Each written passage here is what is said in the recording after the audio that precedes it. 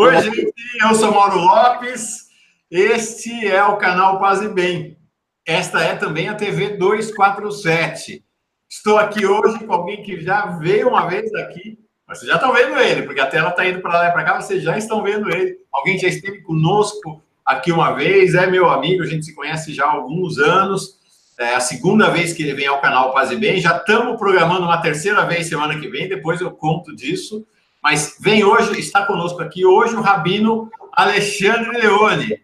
Leone, alegria estar com você. Uma grande alegria, tudo bem? Uma grande alegria estar contigo, Mauro. E eu acho que a gente, apesar de se conhecer não há tantos anos na Terra, na eternidade eu acho que a gente se conhece há mais tempo. Eu tenho essa suspeita também, porque a identidade entre a gente foi tão assim de prima, né? De primeira, e uma relação que está se aprofundando tanto. Eu gosto demais de você. Estou tirando o som aqui. Gosto demais de você e de tudo que você fala. Muito legal, muito legal. O que nós vamos conversar hoje aqui? Nós vamos conversar sobre a Pessach. Não sei se a pronúncia está certa. Pessach, é isso? Pessach, isso mesmo. Pessach, a Páscoa judaica. Então, hoje nós vamos conversar sobre a Páscoa judaica cuja celebração começa nesta sexta-feira. Nesta sexta-feira começa a celebração da Páscoa judaica. Então, hoje a conversa com o Rabino Alexandre Leone é sobre a Pessach e, na medida do possível, nós vamos estabelecer também paralelos, porque o Tríduo Pascal dos cristãos, de várias denominações cristãs, entre elas católicos, anglicanos, luteranos, metodistas, começou a ser celebrado nesta quinta-feira. Então, esse ano de 2019, são sempre datas próximas, mas nesse ano tem uma convergência cósmica bonita das duas celebrações acontecendo junto, então vamos colocar em diálogo também as duas celebrações. Paz e Bem, desse programa especial com o Alexandre Leone, vai ser muito supimpa, como a gente dizia antigamente, muito especial mesmo. Quero saudar aqueles da comunidade que já estão chegando para a transmissão ao vivo, que está acontecendo nesta quinta-feira, às 5 da tarde. A Regina Parenza, o pessoal da Biblos, a Maria José da Biblos, a Eliana Martã, o pessoal da TV Gazeta de Alagoas, que está sempre com a gente. Eu não sei quem é a pessoa da TV Gazeta de Alagoas, mas acho que por influência do Pedro, do nosso Pedro, professor do curso de Canudos, e agora do Retalhos da Nossa História, ele mora lá em Maceió, uma figura importante lá em Maceió. Acho que a TV a Gazeta de Alagoas veio para cá, entrou para o Paz e Bem. Ana Carla Marques, Ivanildo Pinheiro, as pessoas estão começando a chegar para a nossa conversa. Leone, antes de mais nada, se você não está inscrita no canal Paz e Bem, faz isso ainda hoje. Assim que acabar o programa, inscreva-se no canal Paz e Bem, clica no sininho ao lado do botão de inscrição para receber as notificações da nossa programação. Se você tem condição financeira para isto, torne-se um assinante, uma assinante solidária do canal Paz e Bem. Aqui na descrição do vídeo tem o link e no nosso site, o pazebem.org, super fácil, pazebem.org, tem também as indicações para fazer a assinatura. Por sinal, no nosso site, o pazebem.org, tem tudo também, toda a programação do canal Paz e Bem e mais artigos que dão sustentação à programação, outros textos. É muito rico o site, é bem legal. Leone, o que é Pessach? Pessach, como você mesmo disse, é a Páscoa judaica. Por que ela tem esse nome Pessach? Esse radical, essa raiz hebraica, significa alguma coisa como pular. Então, por exemplo, um possear em hebraico é uma pessoa que manca. O Saci Pererê, em hebraico, ele possear, porque ele anda aos pulinhos. E tal como em português, o verbo aqui é usado, ou a raiz é usada, no sentido de poupar, no sentido de não mencionar. Sabe quando o professor faz a chamada e ele pula um aluno? Então, é nesse sentido, né?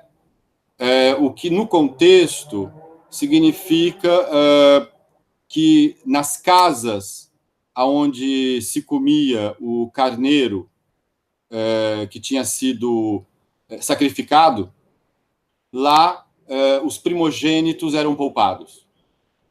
Então, daí vem o nome Pessah, que depois virou o nome dessa oferenda.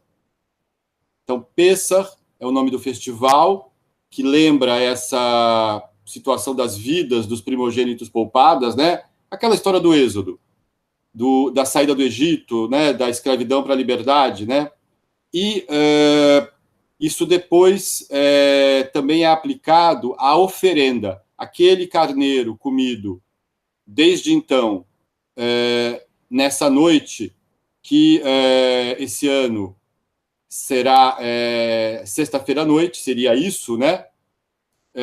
Recebeu também o nome de Korban Pesach, a oferenda pascual, né? A oferenda que representa essa narrativa.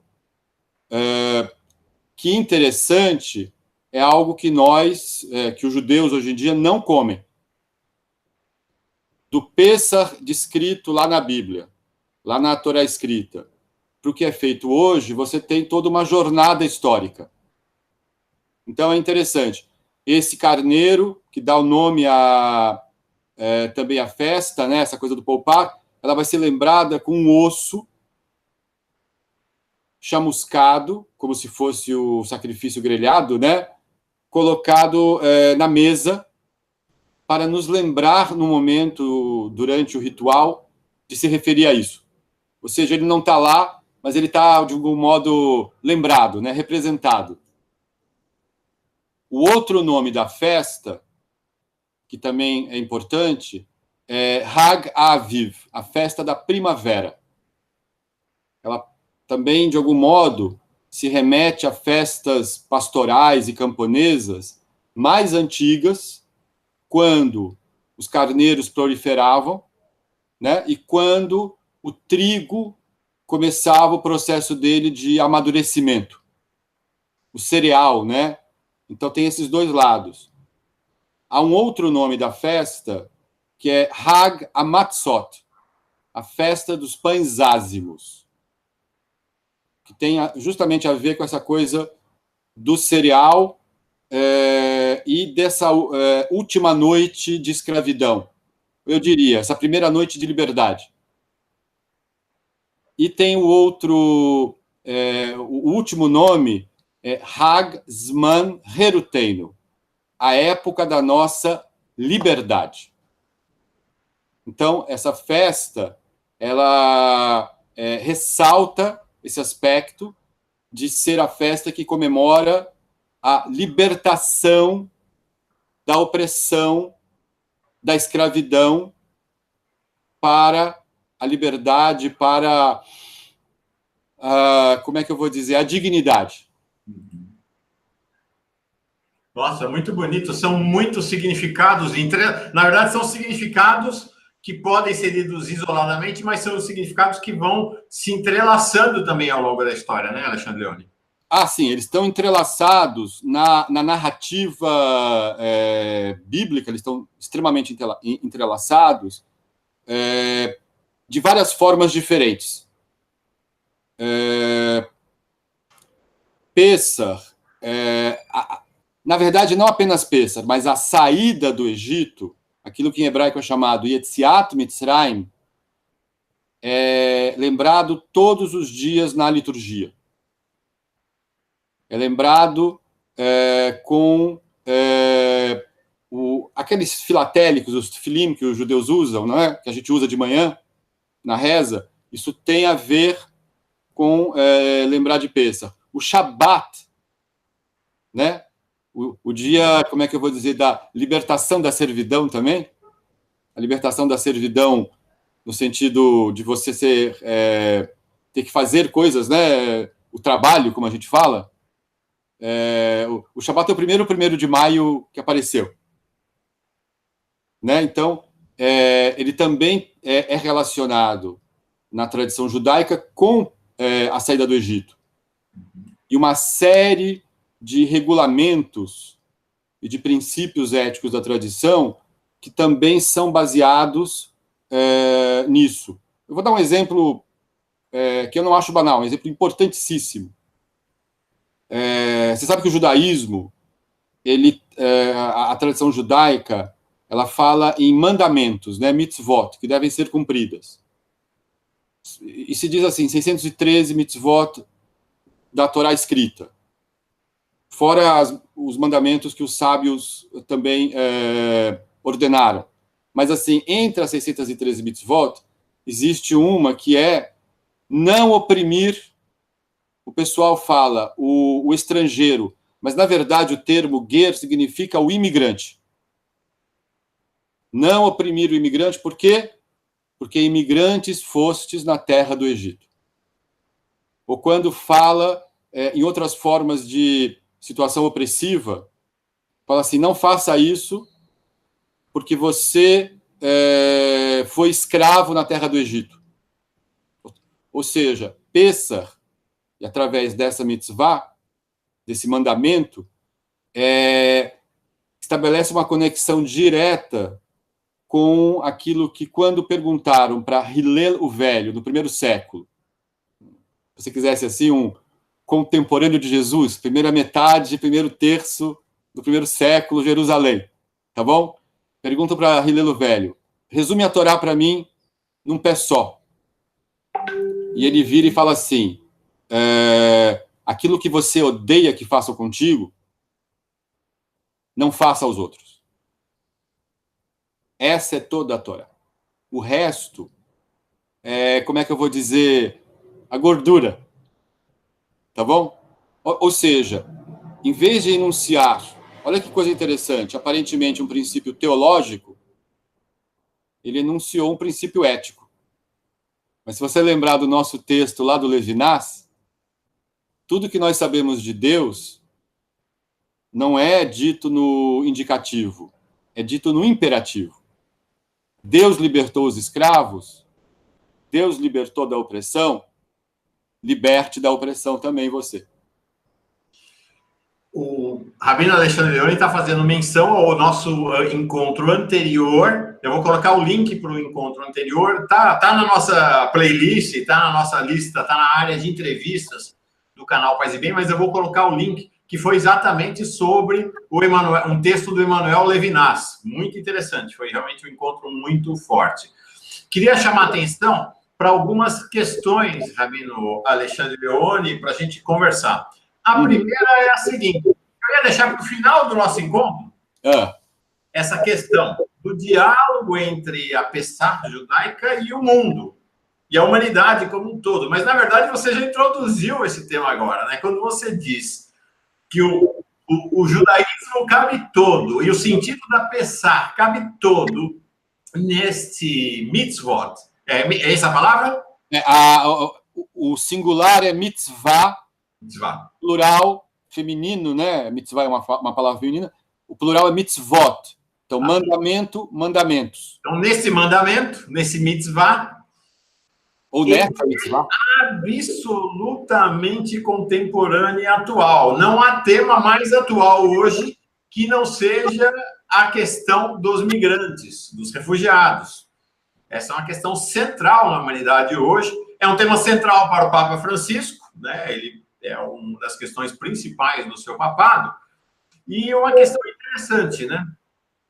Se você foi migrante, então acolha os migrantes. Como você falou, um imperativo ético, que é o resumo que Hillel o Velho, rabino do primeiro século, falava aos seus discípulos. É muito curioso isso, porque fala-se que Jesus e Hillel o Velho chegaram a se encontrar, ou que pelo menos Jesus dialogou com discípulos de Hillel o Velho. Há uma longa tradição, os textos indicam uma proximidade muito grande das formulações de Jesus com as formulações da comunidade, né, da escola de Hillel o Velho. Então, se a gente olha a centralidade deste princípio ético como embasando o judaísmo, você já foi imigrante, então respeite o migrante. Se a gente vai olhar o melhor da tradição cristã, o resumo do resumo da tradição cristã, qual que é?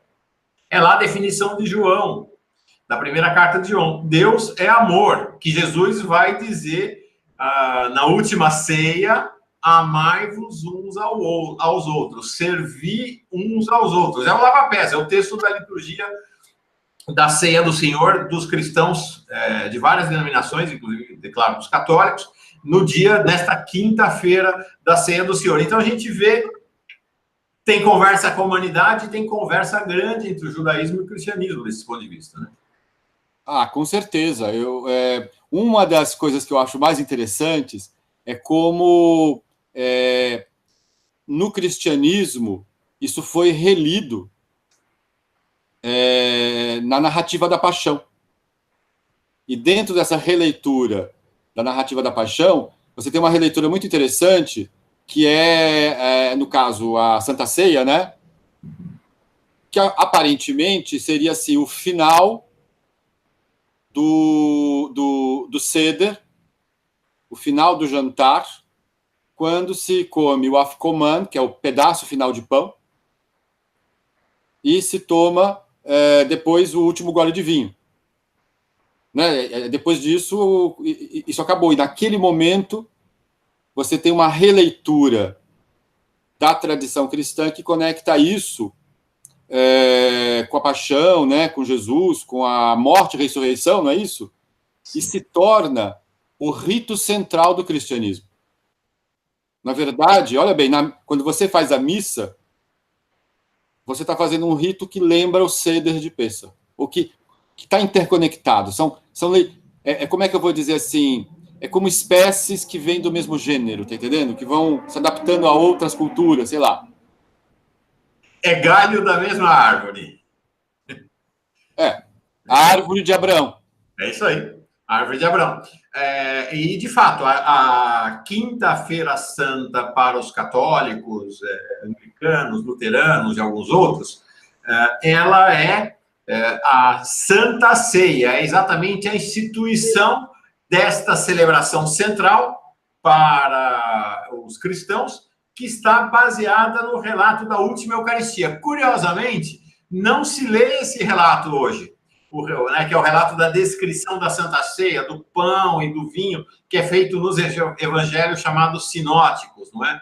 Marcos, Mateus e Lucas. O relato lido hoje é o relato de São João, que vai deslocar essa questão da ceia, do pão e do vinho, está bem antes no Evangelho de João. A cena hoje é uma cena que também dialoga fortemente com o judaísmo, que é a questão do serviço, né? Do serviço ao outro, né? É muito forte a descrição, né? Está acabando a ceia, Jesus se levanta, põe a toalha e vai fazer aquilo que apenas os escravos faziam, que é lavar os pés dos seus discípulos, né? Para João, esse é o símbolo máximo do cristianismo. Até o século VII, se eu não estou enganado, inclusive, isto era um sacramento dentro do cristianismo. O lavar os pés era um sacramento? Que coisa interessante. Sim, até o século VII era. O que o Papa... Opa, estou tocando meu telefone aqui.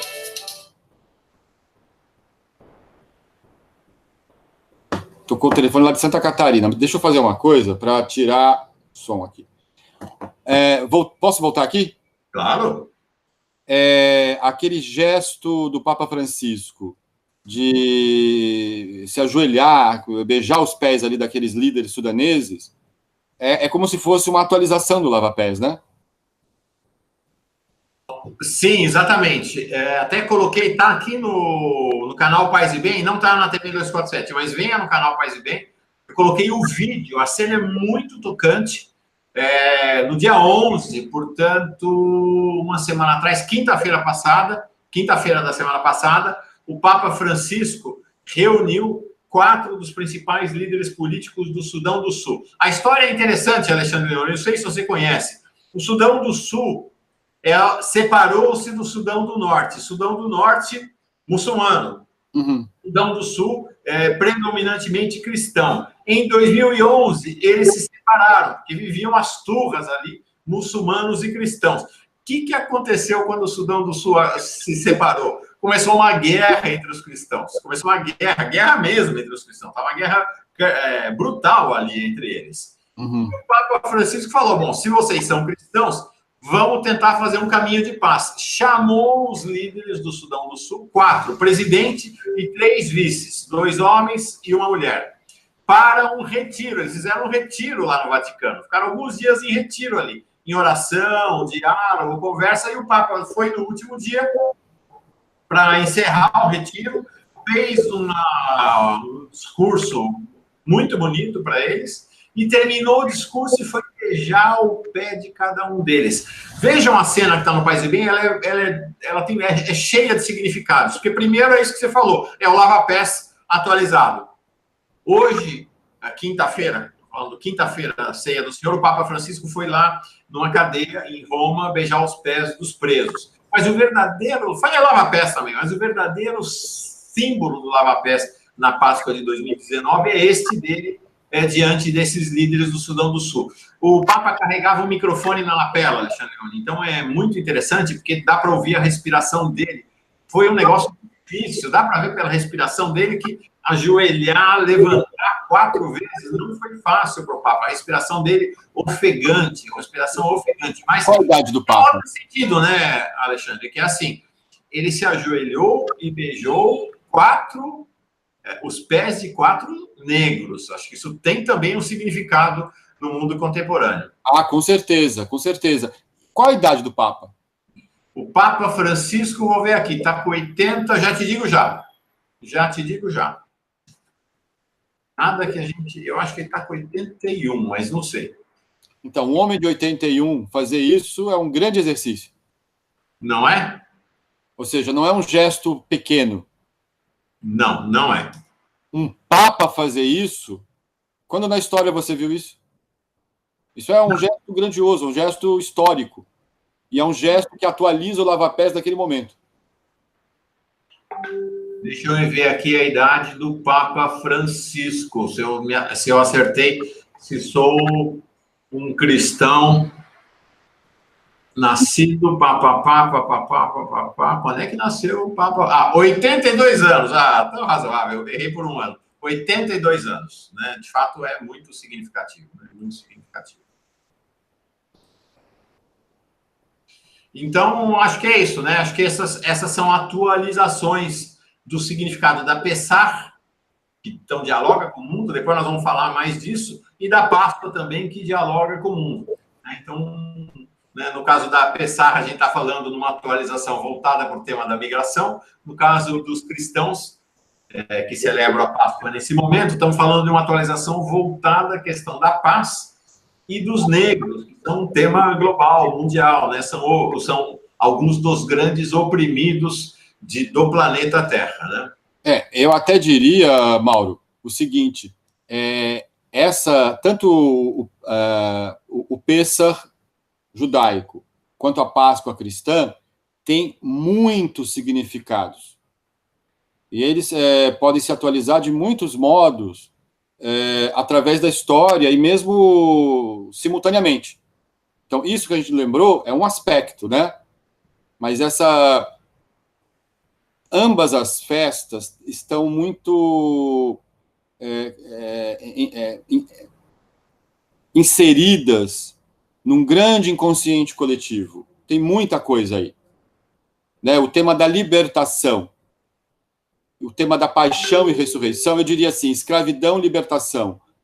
A paixão, ressurreição, são temas que são sempre atuais, porque é o que o ser humano precisa fazer para nós nos tornarmos plenamente humanos. E plenamente humano não pode ser só um. Se um chega a ser plenamente humano, isso aí não adianta. Tem que ser para todo mundo. Legal, bonito isso. Agora, vamos celebrar também as diferenças entre as celebrações, né? Com certeza. Tem coisas que são irredutíveis também. Que a Páscoa judaica é uma Páscoa que celebra a jornada de um povo, do povo judeu, né? Da escravidão à liberdade. A Páscoa cristã, ela está centralizada pela figura de um homem. No nosso caso, dos cristãos, nós que acreditamos no homem-Deus, de Jesus Cristo. Então, são dois caminhos um pouco diferentes. É claro que está referida ao caminho de todo o cristianismo, de toda a humanidade, mas é a história deste Jesus Cristo que está sendo contada, que está sendo relatada na Páscoa. É a história deste povo judeu que está sendo contada na Pessah, né? Agora, como Jesus era judeu, isso poderia ter sido contado em qualquer outro festival judaico. Porque justamente neste, tá entendendo? Ou seja, isso cria uma conexão que, se fosse em outra época, seria a conexão completamente diferente.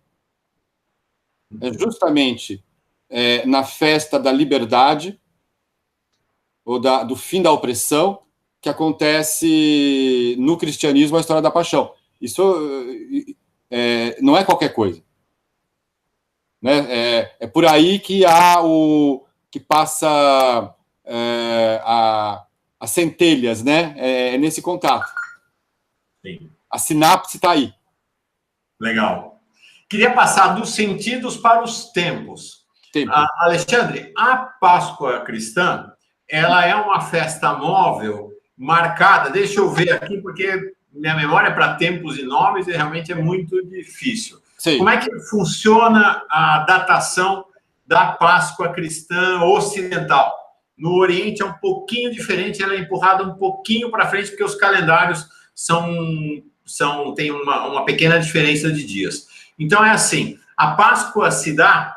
A Páscoa cristã, você está falando? Cristã, e aí eu quero te perguntar da Páscoa judaica. A Páscoa cristã acontece no primeiro domingo, depois da primeira lua cheia, após o equinócio da primavera no hemisfério norte, que acontece em 20 de março de 2018. Então, primeiro domingo, depois da primeira lua cheia, após o equinócio da primavera no hemisfério norte, que foi em 20 de março. Então, ela está referida ao hemisfério norte. O cristianismo é um evento, historicamente, que acontece lá no hemisfério norte, migra para o sul, bem mais adiante. Isso é muito bonito, porque a gente perdeu essa memória, né? Os cristãos perderam essa memória porque mostra a festa da Páscoa é uma festa cósmica, né? É uma festa vinculada à jornada do tempo, do cosmos, da lua. É muito bonito isso. Todas as datas da Páscoa, então, conta-se a partir daí. Então, a partir daí vai se contar para trás os 40 dias da quaresma. A partir daí, né, que é o domingo da Páscoa, né, o domingo da ressurreição, se contam as 7 semanas até o fim do tempo da Páscoa, quando vem o Pentecostes. Como é que se dá a datação da Pessah judaica? Então, primeira coisa, nós temos 3 tipos de calendário por aí. O calendário gregoriano, juliano, né, que é um calendário solar. Então, qualquer dia que você pegar, você vai saber que dia era ele na estação, né? Você tem até um dia fixo em que as estações do ano começam, tá bom? Calendários solares têm essa fixação com as estações do ano, especialmente no hemisfério norte, onde elas são mais marcadas. Existe um outro tipo de calendário, que é o chamado calendário lunar. No calendário lunar, os meses são contados a partir, por exemplo, da lua nova. Ou seja, de uma lua nova até a próxima lua nova, 29, 30 dias, é daí que surgiu a noção de mês, lá na Mesopotâmia, tá bom? Então, se você pega meses de 29 e 30 dias, no final você vai ter um ano de 12 meses de 254 dias. Ou seja, um ano mais curto do que o ano solar. Se você deixar isso acontecendo durante muito tempo, o que vai acontecer é que o calendário lunar começa a ficar móvel.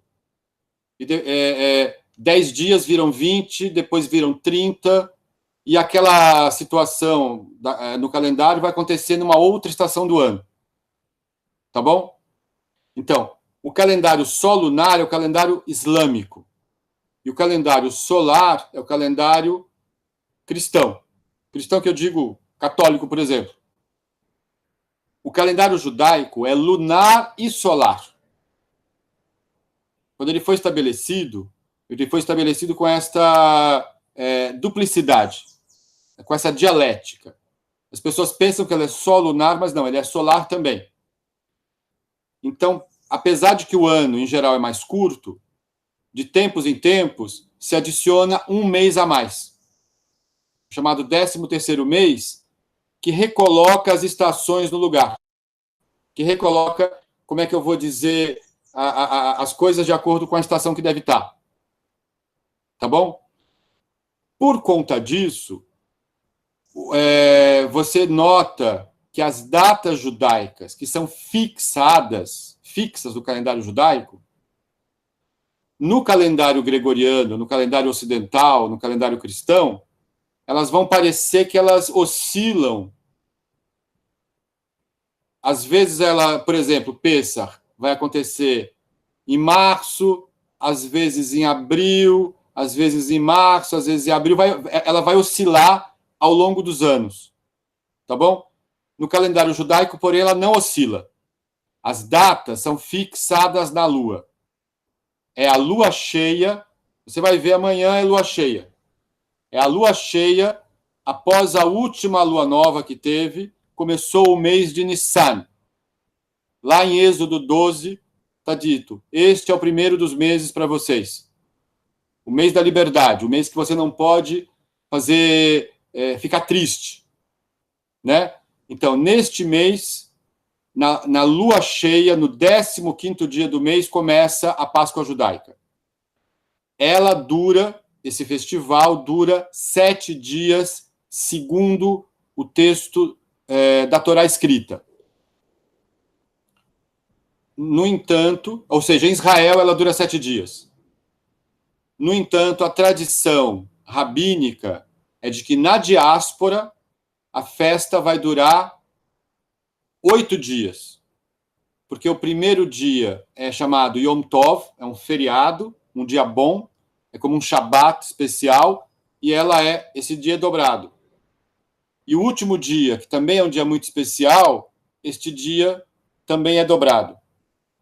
Então, no sábado que vem, não depois de amanhã, né? Vai ser Pêssar na diáspora, mas vai já ter acabado o Pêssar em Israel. Já não vai ser mais Pêssar em Israel.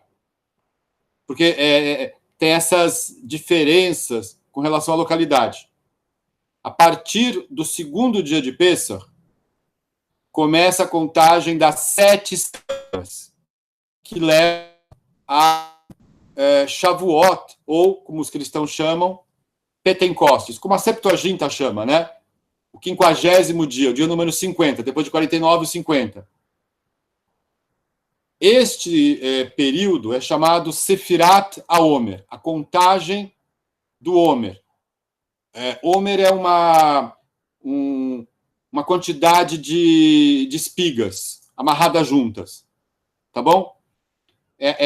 Tem a ver com cereal, tem a ver com uma série de coisas, mas esta época das 7 semanas, não todos os dias das 7 semanas, da Sefirat HaOmer, que é contada cada noite, é muito análogo à Quaresma católica. É uma época de contrição. É uma época de sobriedade. Né? Grupos diferentes vão começar isso em momentos diferentes. Mas é sempre depois que o Pêssar acaba, que vai começar essa contrição. É uma época assim. O que os cristãos realizam antes do seu Pêssar, antes da sua Páscoa, os judeus realizam depois do tempo do Pêssar. Justamente no tempo das 7 semanas. Que é segundo a tradição, é o seguinte: o primeiro dia, que é sexta-feira à noite, é quando eles fizeram a primeira manifestação que foi narrada de um grupo escravo que não foi trabalhar, foram para casa e resolveram fazer o seu festival, ainda colocaram com o sangue do animal, colocaram na porta. Greve com festa. Digamos assim, uma manifestação, uma greve, se você quiser, dos escravos. Se é que escravo faz greve, eu não sei. Mas festiva, tá entendendo? Mas assim, eles ousaram fazer isso. se você lê a história da narrativa, Moisés, ele volta para o Egito, se apresenta como, olha, estou aqui para liderar a libertação. Ele fala com os chefes das tribos, né? E o pessoal, tipo assim, não é que apoia tanto assim. Aí ele vai lá falar com o faraó, vai lá com a comitiva, vai lá com o Arão falar com o faraó, né? O Arão, ele tinha ficado esses anos todos no Egito e ele era, por exemplo, ele era o jornalista da resistência. Então o Arão, ele vai junto com Moisés falar com o faraó. Quando é que você vê na história um tirano recebendo a liderança dos escravos? Tá entendendo? É complicado, mas é bem interessante isso. Aí tem toda a história lá das pragas, né? É lógico que essa história é uma história fabulosa, imaginativa. A gente conhece papiros egípcios que mostram que esses acontecimentos, gafanhotos e outras coisas, faziam parte da ansiedade que havia no Egito. Ou seja, de tempos em tempos aconteciam essas coisas mesmo. Tá bom? Aí o que acontece? Tudo isso acontece e o regime do tirano está indo para água abaixo. Né?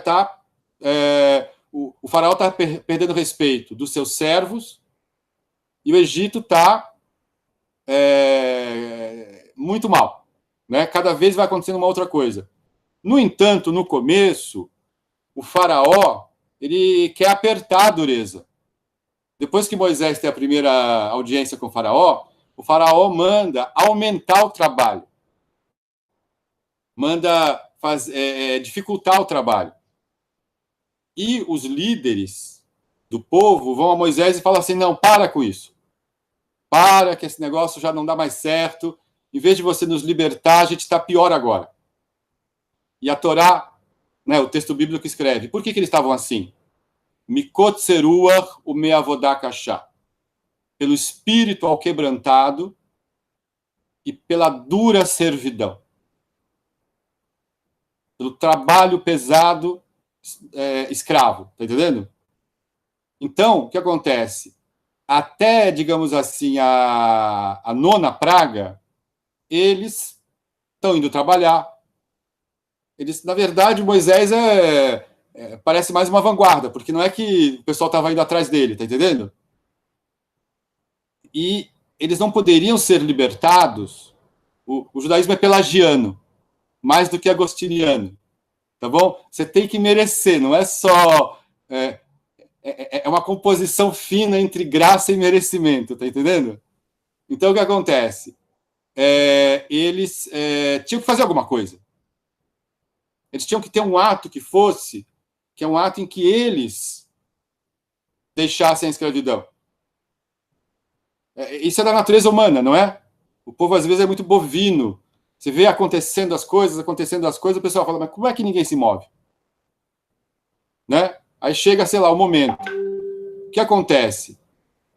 Este momento em que eles se sentam não, eles tinham que comer o cordeiro com ervas amargas.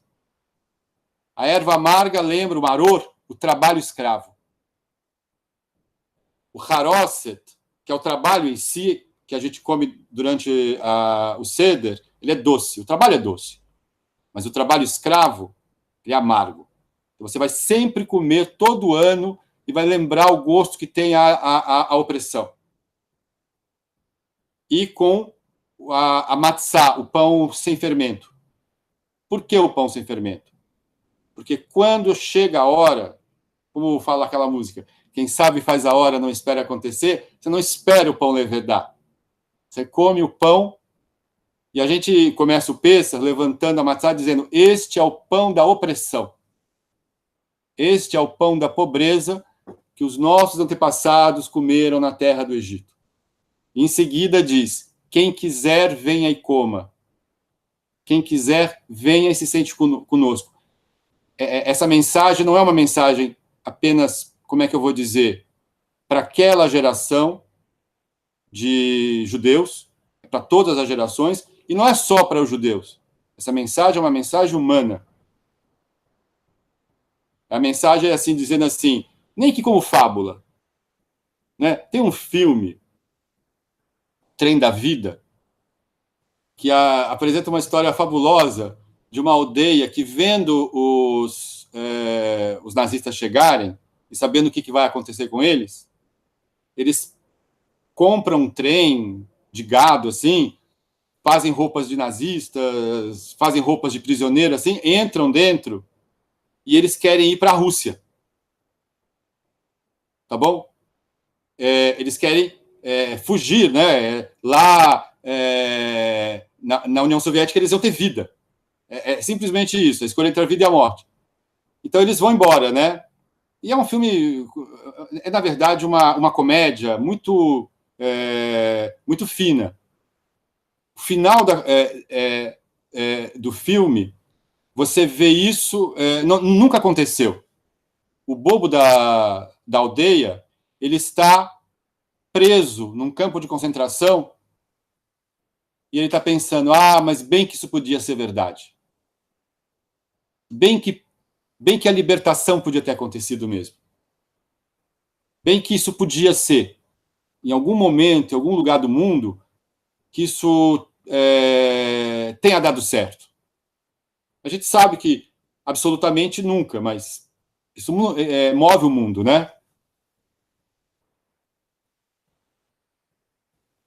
Leone, nossa, estou muito emocionado aqui, muito impactado por tudo que você está falando, e é isso, né? Você vai falando e os sentidos vão fazendo conexão.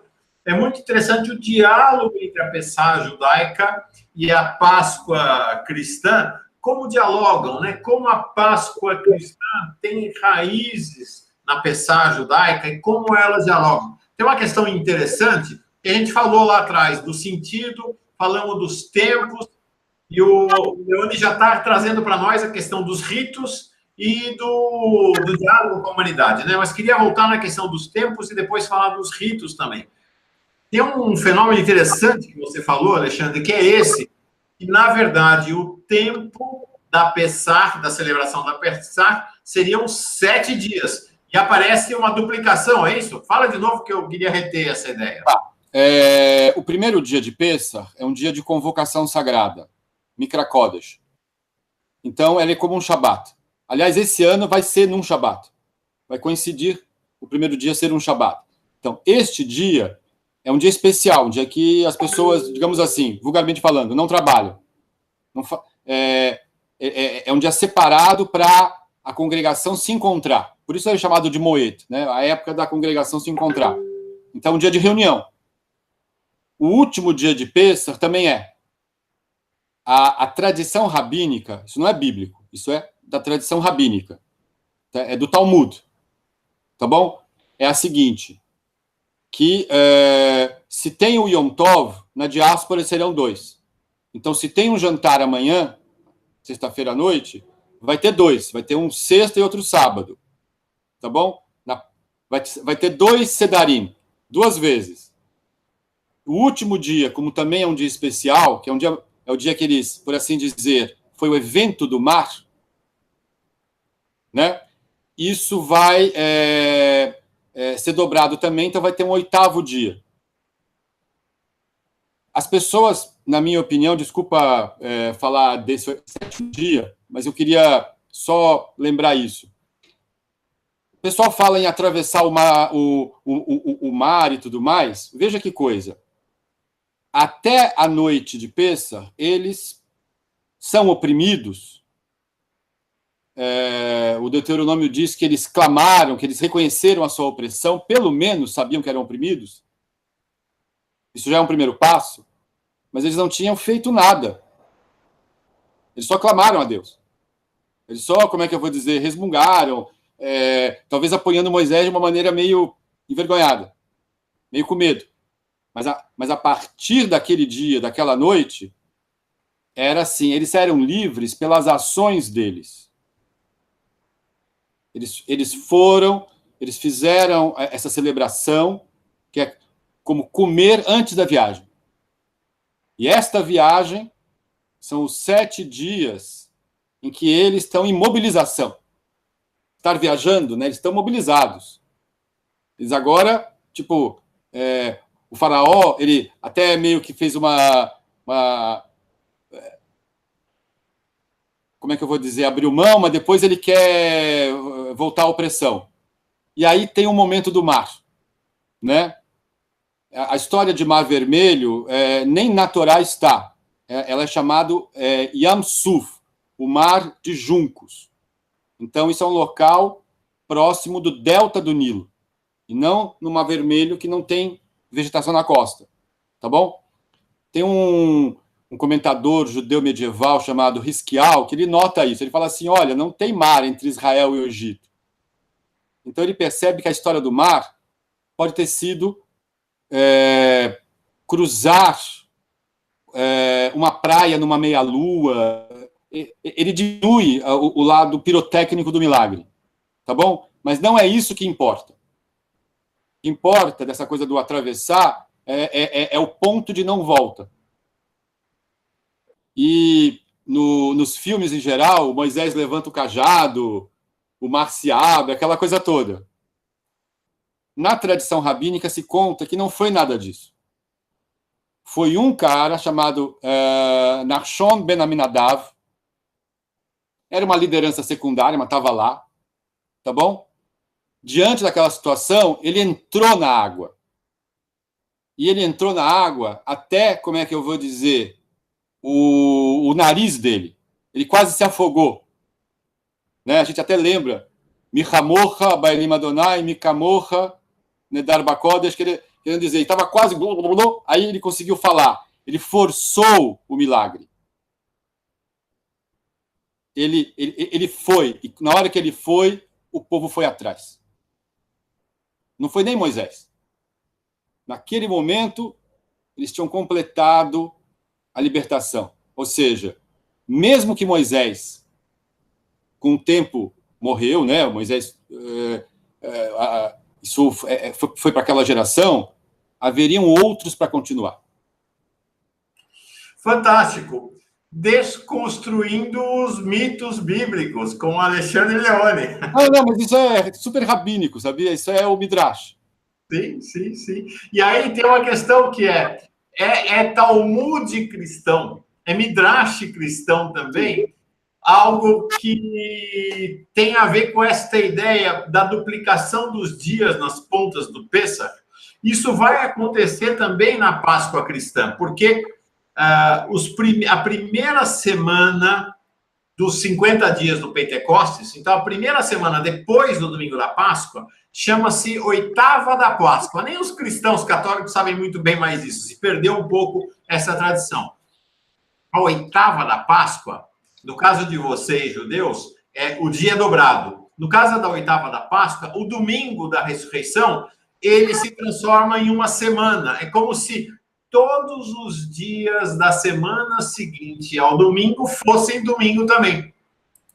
Então, é incrível isso, porque tanto no caso do judaísmo, como no caso do cristianismo, a gente chama isso de uma intervenção do tempo kairos no tempo cronos, né? Uma intervenção desse tempo do evento, né? Do tempo do mistério, no tempo cronológico, né? Então, você tem uma intervenção, no caso do judaísmo, as duas pontas da celebração da Páscoa, da Pessah, que é um dia, elas dobram. No caso do cristianismo, tem a oitava, né?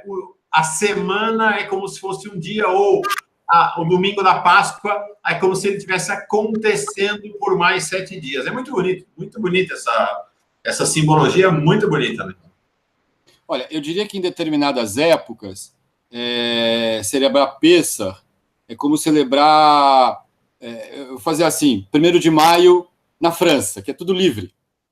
Em outras épocas, é como celebrar 1º de maio num país onde isso é proibido. Bom, essa festa ela foi celebrada tanto em épocas boas, ao longo da história, quanto em momentos de opressão. Tá bom? Então, lembrar, como é que eu vou dizer, a libertação no momento de opressão é muito forte. Você falou de uma relação com os tempos modernos e lembramos do imigrante. Eu queria fazer uma outra lembrança. Dia 19 de abril, me parece, começa, né, o levante do gueto de Varsóvia. Ou seja, que começou em Pêssar naquele ano. Só que não era um Shabat, era domingo.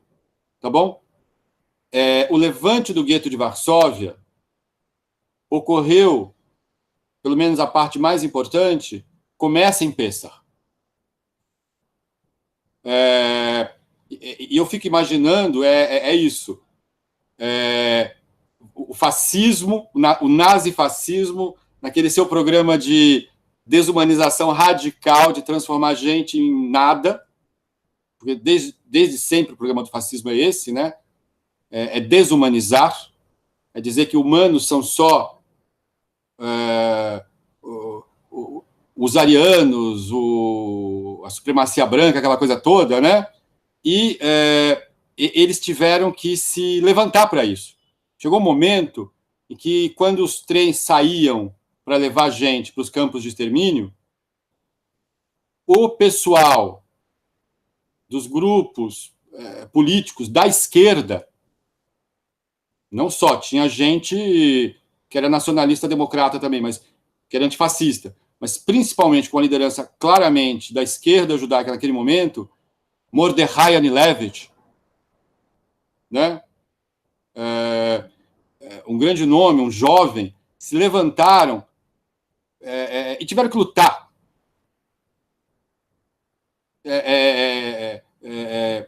E isto é algo que aconteceu em Pêssar. Ou seja, é uma outra conexão que nós temos, extremamente contemporânea, com a luta antifascista. Que aqui no Brasil, nesta Páscoa cristã, nessa Pêssar judaica, tem também diálogo com essa situação de opressão que a gente está assistindo hoje.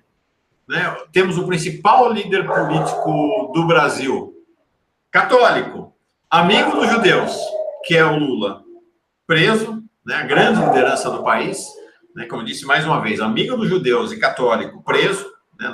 Durante a Páscoa, porque, parênteses, uma coisa importante, apesar de talvez a maior parte da sociedade não saber disso, e o comércio fazer questão de não saber, a principal festa cristã não é o Natal. A principal festa cristã está acontecendo agora, é a Páscoa. Na França medieval, o ano começava na Páscoa. Pois é. É a grande festa, né? É a grande celebração. Então, nós estamos sem Lula, que é católico, no momento culminante do cristianismo, do catolicismo no Brasil, e de outras denominações católicas também. E no momento culminante do povo judaico, da Pessah, né? Pessah é a grande celebração do judaísmo, né? Não tem nenhuma que seja equivalente a Pessah. Tem? Eu acho que Pessah e aquela época de Rosh Hashanah e Yom Kippur, que a gente chama de Yamim Noraim, são os ápices, né? Tá. Mas nesse momento a gente está sem Lula.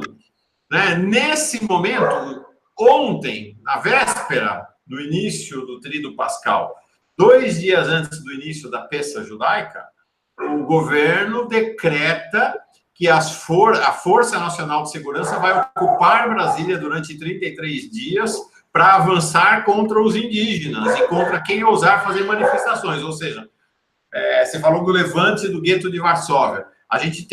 Nós estamos assistindo nesse momento, nessa Páscoa, nessa Pêssar, a construção de um regime ditatorial no Brasil. É muito forte, né, Leone?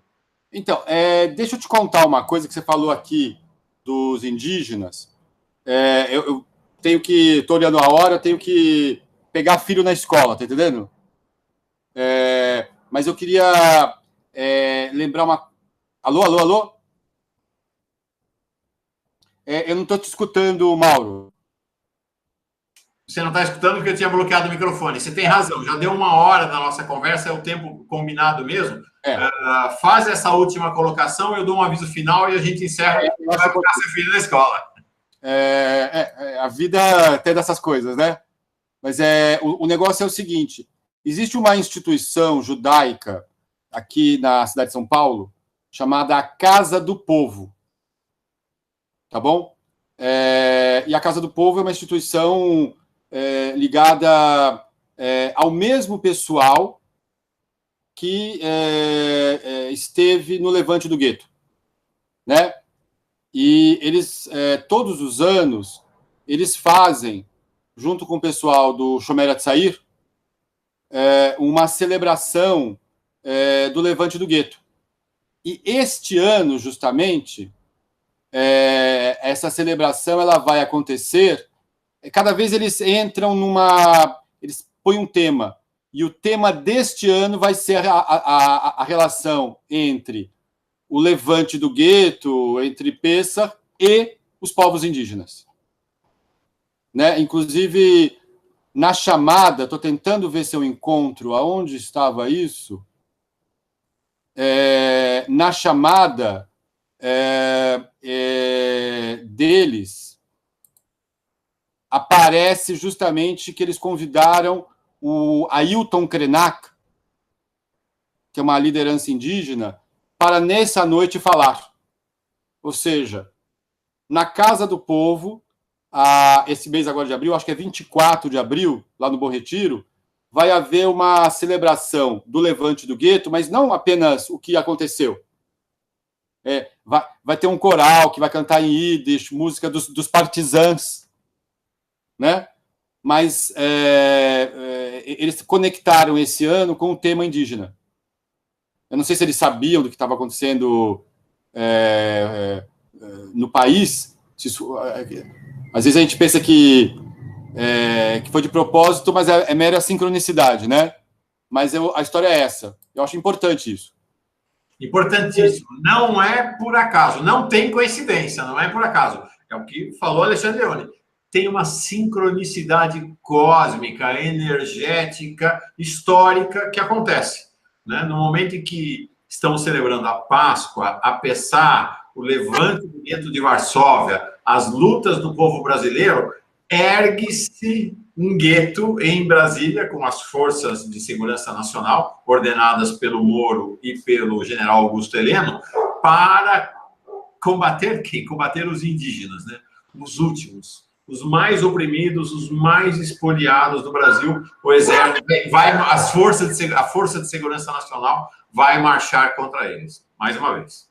Olha, se você olhar o cartaz, eu vou depois te mandar por e-mail, o cartaz que a Casa do Povo fez, do Levante do Gueto, coloca um indígena com a sua lança, tá entendendo? E fala isso. É importante que a gente entenda tudo, os festivais, sejam judaicos, sejam cristãos, sejam de qual tradição forem, desde a sua dimensão mais profundamente humana. E humana no sentido de serem construtores da humanidade, que não é só dentro da gente, mas é entre nós. E só há isso se houver um caminho de democracia, né?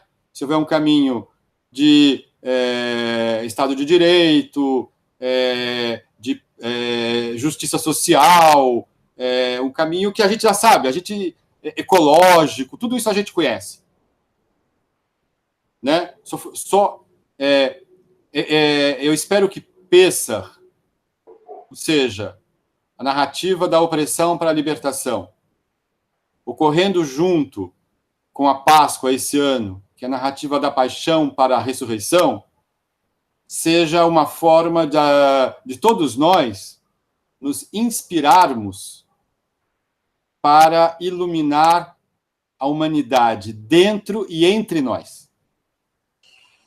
Alexandre Leone, Rabino Alexandre Leone, não podia ter final mais inspirado para esse nosso encontro sobre a Pessah judaica e seu diálogo com a Páscoa cristã e com a Páscoa de toda a humanidade, a celebração da Páscoa do planeta e de toda a humanidade. Alexandre Leone, quinta-feira que vem, na próxima quinta-feira, aqui no Paz e Bem, sexta-feira, na TV 247. Quinta-feira que vem, dia 25, volta aqui. Nós vamos conversar sobre um profeta do século XX. Heschel, Abraham Heschel, grande profeta do século XX. O Rabino Alexandre Leone é um dos maiores estudiosos da obra de Heschel aqui no Brasil. Já escreveu mais de um livro sobre ele. Vai ser nosso tema do encontro com Alexandre Leone na próxima quinta. Se depender de mim, nós vamos ter muito mais Alexandre Leone aqui no Paz e Bem. Rabino Alexandre Leone, vai buscar seu filho na escola. Olha, obrigado. E eu diria para você o seguinte: de Abraão e Moisés, passando pelos profetas, por Jesus, por Muhammad, né? Passando por todos eles ali, chegando a Antônio Conselheiro, a Heschel, o modelo do profeta, do homem de Deus, é o humanizador. É isso aí, uma peça de humanização para você e todos os judeus, uma Páscoa de humanização para todos os cristãos, uma celebração da Páscoa da humanidade, da Mãe Terra, da Pachamama, de humanização para todos. Olha, a gente fala em hebraico Paz e Bem e Hag Sameach, seria uma festa feliz. Que nós possamos, para enfrentar a luta, a gente tem que ser feliz. É isso aí, alegria e paz, paz e bem, gente, paz e bem, valeu.